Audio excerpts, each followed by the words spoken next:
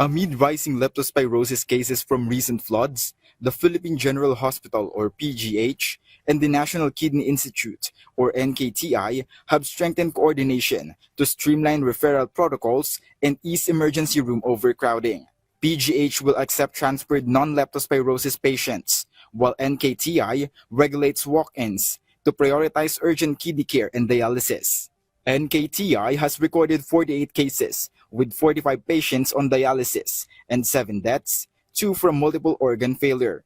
Dr. Arlene Lamban-Crozon of NKTI assured that the hospital has sufficient manpower for the influx. Ang doctors at nurses, meron naman po kaming supplies at ang NKTI ho ay lagi namang handa. Yung mga blood, we always encourage naman na sana blood donors, meron tayong marami para just in case we need it, meron tayong tinatawag kasing blood bank. So when we need it, available po sila. PGH reaffirmed its partnership with NKTI to ensure timely patient care. Dr. Lamban-Crozon urged the public not to ignore early symptoms like fever, yellowing eyes, and body aches.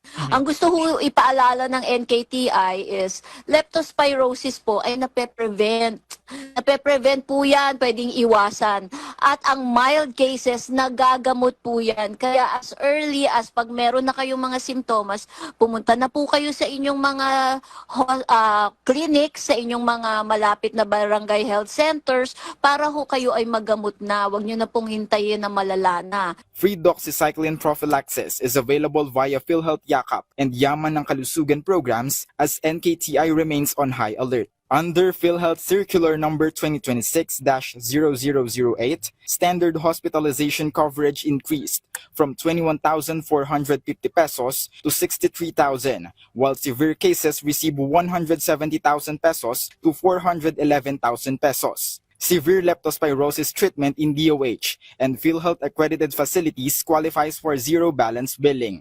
Malacanang assured government support following Metro Manila's recent floods. PCO Undersecretary Claire Castro confirmed the patient management agreement to address NKTI's full bed capacity. Nagkaroon po ng ang PGH na statement na sila po ay tutulong kung kinakapos po talaga ng espasyo or bed capacity ang NKTI. Nandiyan po ang PGH at kung may mga pasyente na hindi naman nagsasuffer ng leptospirosis, maaari naman silang lumipat sa PGH. So, makikipagtulungan po ang PGH sa NKTI. Elijah Canlas for The Nation.